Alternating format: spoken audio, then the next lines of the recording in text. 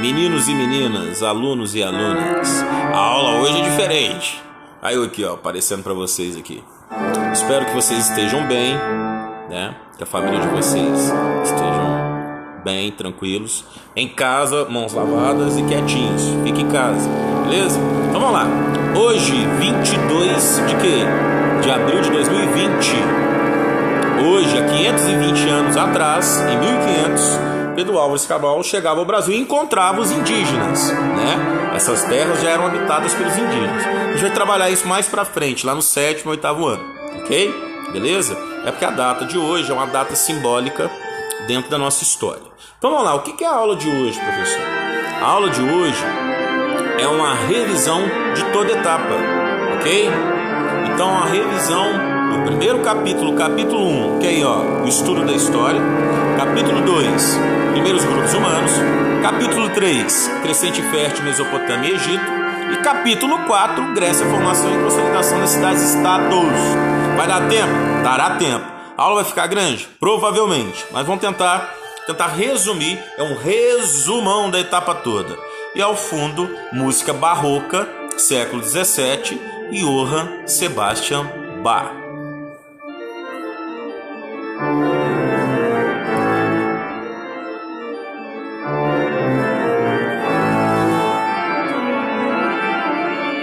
Vamos deixar o Bach aqui ao fundo para começarmos a nossa aula ou videoaula. Deixa eu abaixar um pouquinho.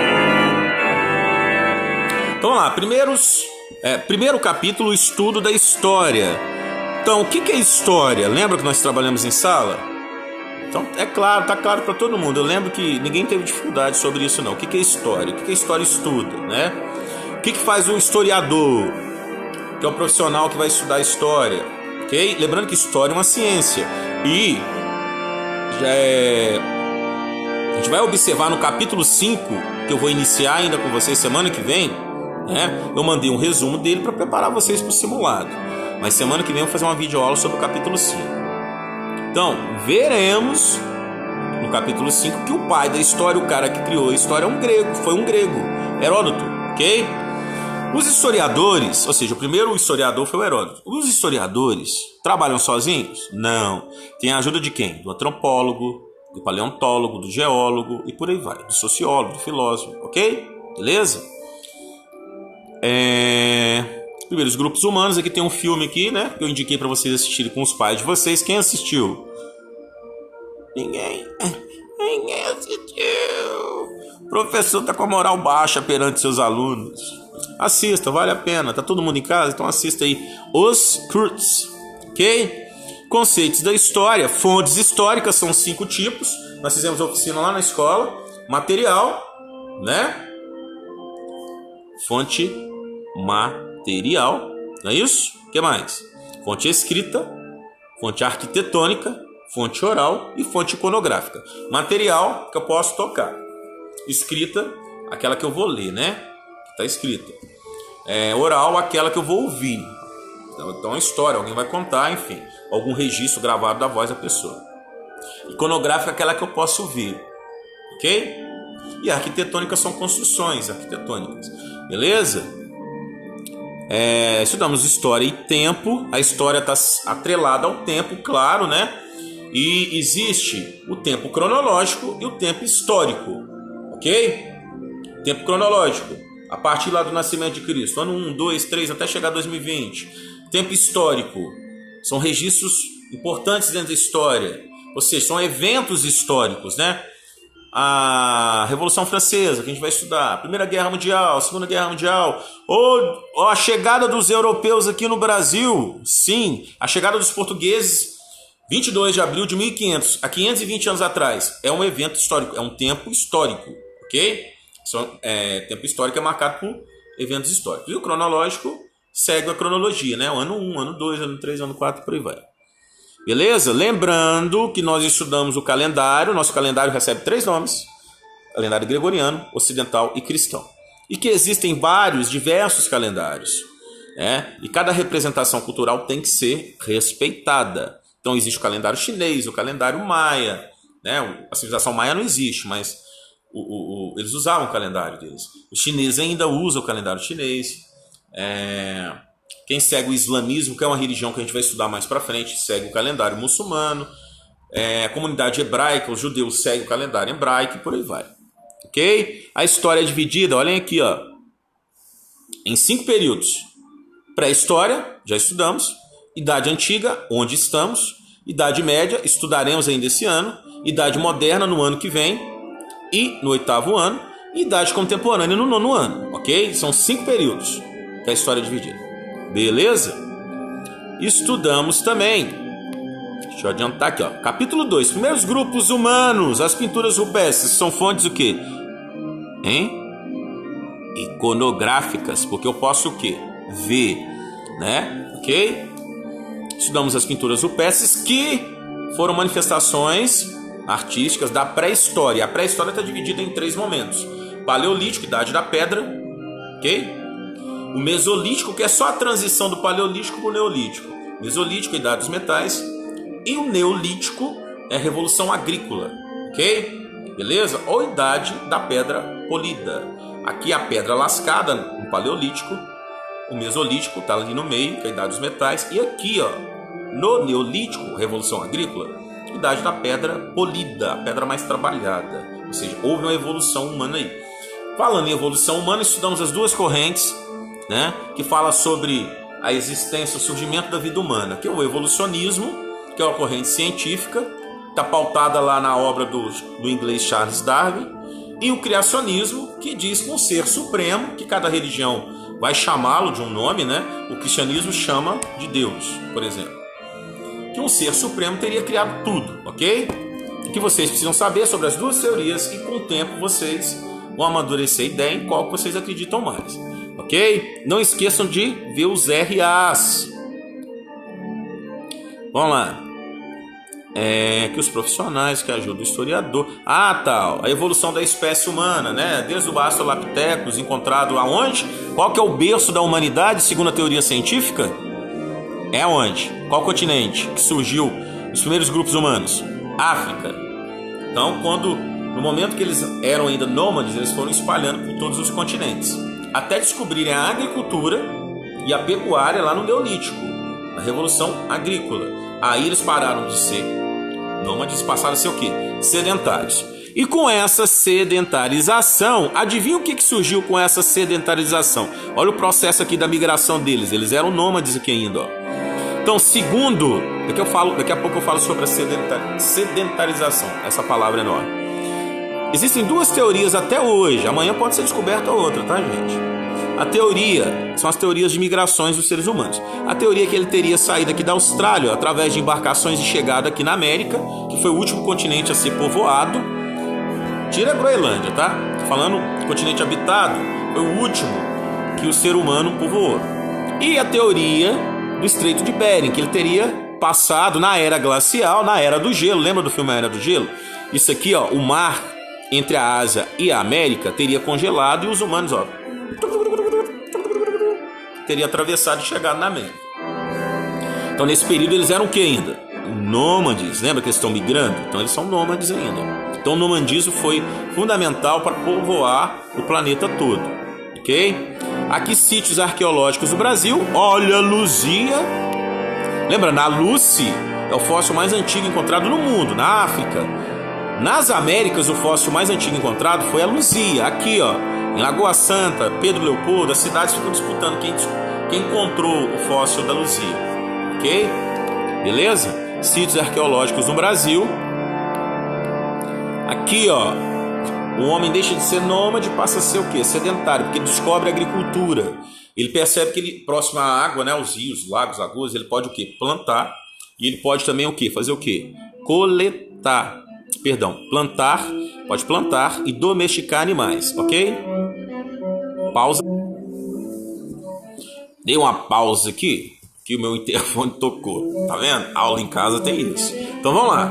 Então a partir do momento que eles descobrem que pode plantar e domesticar os animais, esse momento é a ruptura, tá?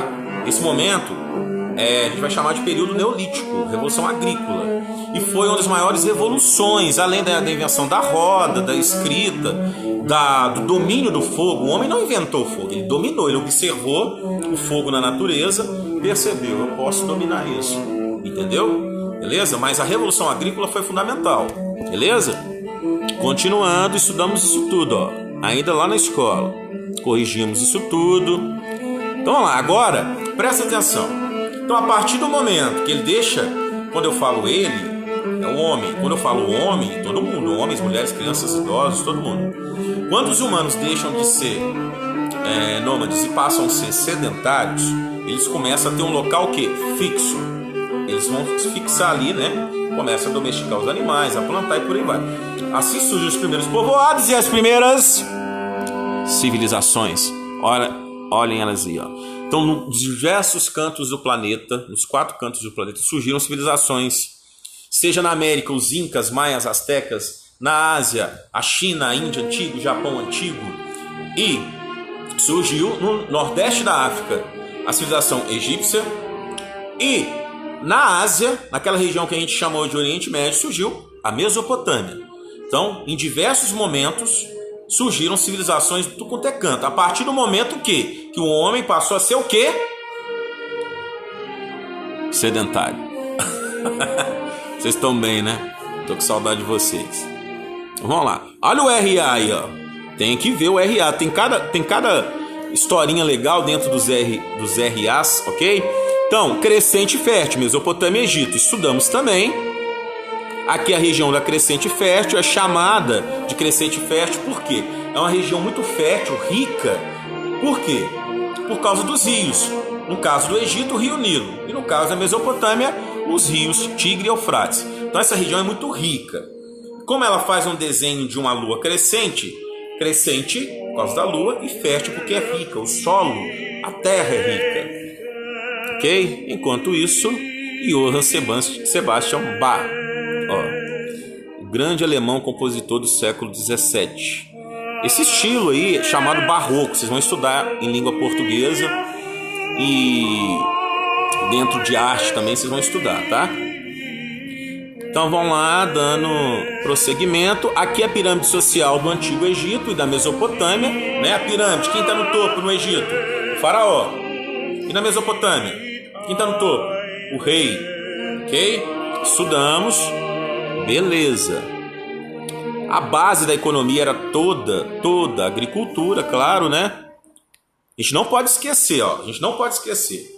As cidades-estados vão surgir aonde? Na Mesopotâmia. Cidade-estado é cidade autônoma, tem sua própria administração, independente.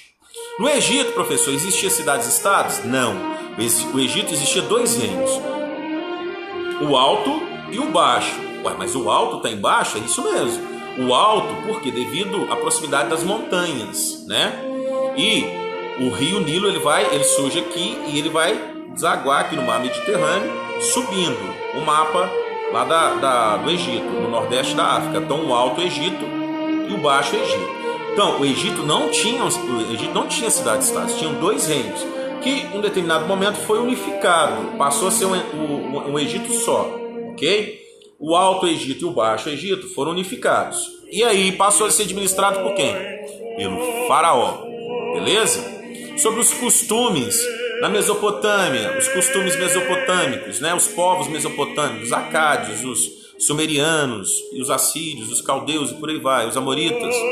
E os costumes do povo egípcio sobre mumificação e por aí vai, estudamos, ok? Quem tem dúvida, volta nessa parte. Como que era o processo de mumificação? Estudamos, fizemos pesquisa sobre isso, ok? Então vamos lá, qual das 2 civilizações que acreditavam na vida após a morte? Os mesopotâmicos ou os egípcios? Tempo! Acabou. Os egípcios acreditavam na vida após a morte. Ok? Dando prosseguimento. A religião. Na Mesopotâmia e no Egito eles eram o quê? Politeístas. O que é politeísmo? Vários. Teísmo, religião. Religião que acredita em várias crenças. Ok? Politeísmo. A crença, religião que acredita em vários deuses. A crença em vários deuses. Polis são vários deuses, ok? Então, aquele povo era politeísta. Então, aquele povo acreditava em vários deuses, beleza? Sabe-se que também que os egípcios eram politeístas, né? A crença em vários deuses. Lembrando a a crença também que os egípcios acreditavam em seres antroposomórficos, metade homem, metade animal, que os gregos vão adotar na mitologia esses seres, tá? Então os egípcios e os mesopotâmicos influenciaram os gregos, que a gente vai estudar daqui a pouco. Então os egípcios acreditavam em seres antroposomórficos, tá? Os mesopotâmicos não. Os mesopotâmicos tinham suas divindades, seus deuses, eram politeístas e acreditavam também na dualidade, ou seja, na crença entre o bem e o mal, ok?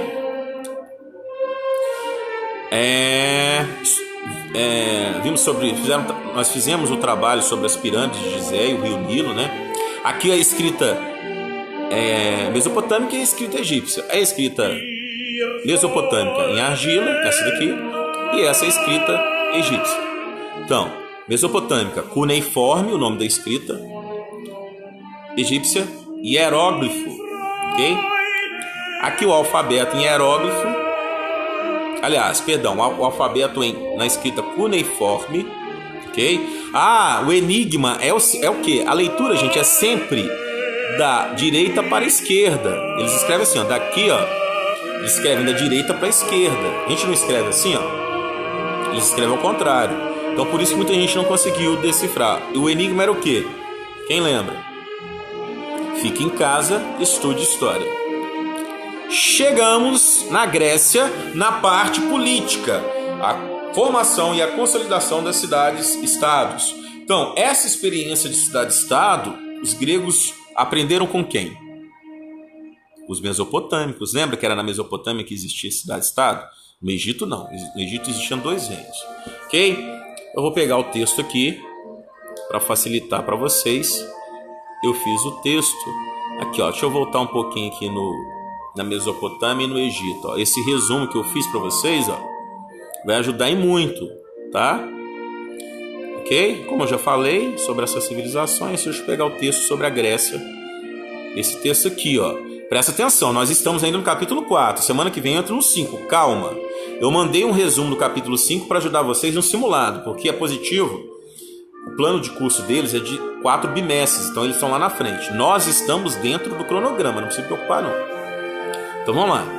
Esse texto aqui sobre a Grécia Antiga, a formação e a consolidação de cidades-estados. Aqui fala sobre a Grécia, a influência grega, da arquitetura grega, né? Até hoje no mundo ocidental é o Brasil, os Estados Unidos, a Europa. Então o mundo ocidental, muita coisa do mundo ocidental, nosso, dos Estados Unidos, da Europa, vem dos gregos, ok? Aqui, ó, eu expliquei muito bem aqui. Muito bem não, né? Eu expliquei aqui, através da setinha, se foi muito bem ou não, vocês vão avaliar. Grécia Antiga, Roma Antiga. Então a Grécia Antiga influenciou a Roma Antiga, que influenciou todo o continente europeu. Quando os europeus chegaram aqui, o continente americano influenciou o continente americano todo. Beleza? Ok? A localização da Grécia Antiga, né? Que é no mesmo local hoje da Grécia moderna. Aqui os povos gregos que formaram a Grécia. Aqui a questão do mito e mitologia. Lembrando, mito e mitologia é a crença em quê, gente? Mito, narrativa fabulosa de origem popular. Lenda, mito ou mitologia. Foi criado pelos gregos que passaram a acreditar em seres sobrenaturais. Se são seres sobrenaturais, existiram de fato, gente? Não, mas fez parte da crença deles. E como é uma crença de uma cultura diferente, a gente não tem obrigação de acreditar, mas obrigação de quê? Respeitar. Nossa primeira palavra no primeiro dia de aula, vocês lembram? Ok? Aqui falando sobre seres antroposomórficos, só lembrar do Minotauro, metade homem, metade bicho, metade animal. Aqui, ó, sobre a obra, né, do Homero, a famosa Ilíada e Odisseia, são 2 obras que conta, é uma epopeia, né, que fala sobre os gregos, e dentro dessa história toda está o cavalo de Troia, a batalha, né, entre gregos e troianos, entre aqueus, né, e troianos, ok? Quem que seria hoje esses povos? Os gregos e os turcos. Os gregos, aqueus, e os troianos seriam os turcos, ou seja, quem é turco e vive na Turquia hoje. Então existe uma rivalidade tremenda até hoje entre os gregos e os turcos. É como se existisse uma rivalidade entre Brasil e Argentina. Essa rivalidade só existe no futebol, né? Infelizmente tem gente que leva isso muito a sério, não deve levar a sério. Né? São povos vizinhos, né? E que a gente precisa deles como eles precisam da gente. Então a gente tem que saber viver em comunidade. Ok? Beleza? Tranquilo? Aqui, ó, a divisão da sociedade grega. Eu expliquei aqui os gêneros, a divisão das comunidades gregas, os gêneros que formaram as fráteres, que formaram as tribos, que formaram as cidades, cidades-estados, independentes, autônomas. Vamos lá. Vamos citar aí 3 grandes cidades-estados gregas. Tempo.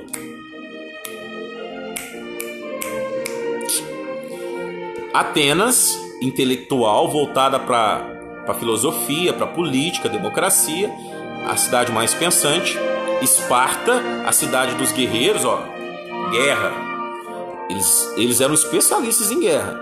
Assista o filme 300, que vocês vão entender como que eles eram muito fortes, os espartanos, Esparta. Aí tem diversas outras cidades, tem Olímpia, tem Corinto e por aí vai. São diversas cidades-estados, ok?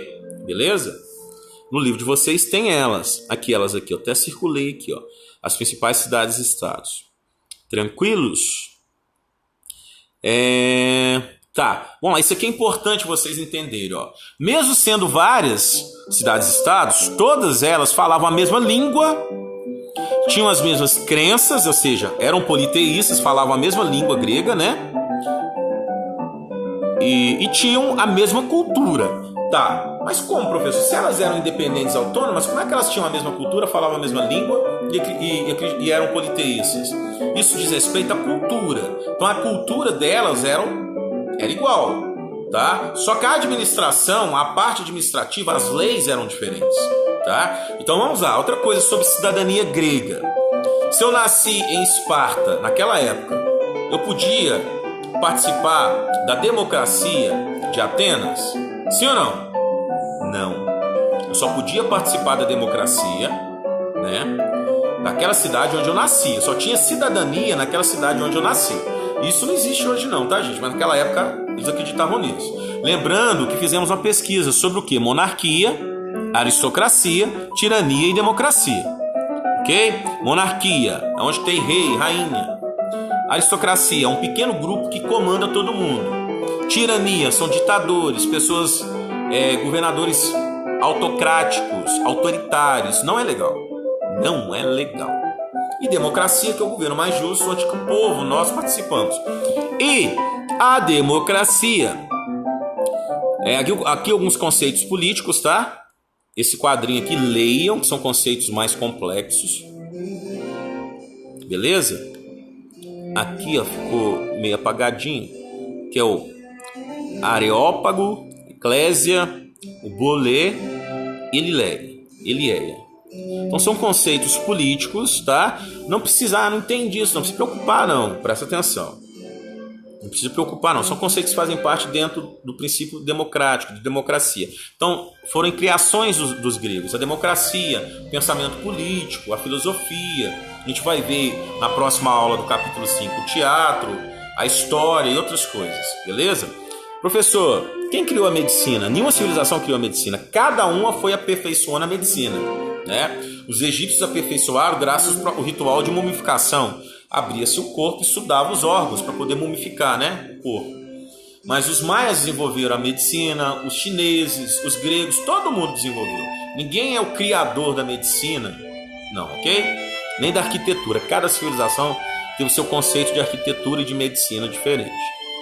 Democracia, ela pode ser direta ou indireta. Democracia direta, olha o exemplo que eu dei aí. Direta é quando eu escolho diretamente, ou seja, vamos lá, vou fazer uma pergunta aqui. Presta atenção. Quem é favorável de... Eu até usei um exemplo aí. Quem é favorável... Qual é o exemplo que eu usei aqui? Deixa eu ver. Ah, tá. A sala toda. Vamos lá. Seja 601 ou 602. Tem 35, 34 alunos. Vamos lá. Quem é favorável a tomar sorvete todo dia no recreio? Aí todo mundo vai votar. Entendeu? A maioria, o voto da maioria vence. Vamos imaginar que 35 alunos. 17 votaram a favor de tomar o sorvete e 18 votaram contra. Qual que é a maioria? 17 ou 18? 18, então ninguém vai tomar sorvete. Isso é voto direto, ok? Democracia direta. A democracia indireta ou representativa, nós escolhemos sempre número ímpar, 3 pessoas, 5 pessoas, 7, 11, enfim, depende da quantidade de pessoas. Essas pessoas vão escolher pra gente. Então elas que vão definir se a gente vai tomar sorvete ou não, ok? Então, acontecia lá na Grécia Antiga, existia a democracia direta, mas nem todo mundo podia votar, não. Algumas pessoas estavam privadas de votar, não tinham o direito de votar. Pesquise sobre essas pessoas, hein? A pesquisa de hoje é isso. Pesquise quem podia e não podia participar da democracia ateniense, ou seja, de Atenas, ok? Beleza? Hoje no Brasil, a nossa democracia é representativa. É direta e representativa. Por exemplo, nos cargos dentro do poder executivo, a gente vai estudar isso mais para frente, 8º, 9º ano. A democracia é direta, então eu escolho o prefeito que eu quero, o governador e o presidente que eu quero, ok? Ou a prefeita, ou a governadora, ou a presidenta que eu quero, beleza? Nos cargos dentro do poder legislativo, é democracia indireta, representativa. Eu vou escolher aquele cara e ele que vai tomar as decisões por mim, beleza? Ok?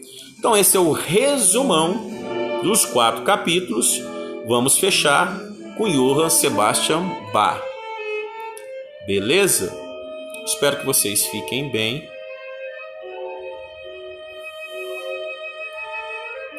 Espero que vocês fiquem bem, estejam bem e paz para todo mundo. Tchau, tchau.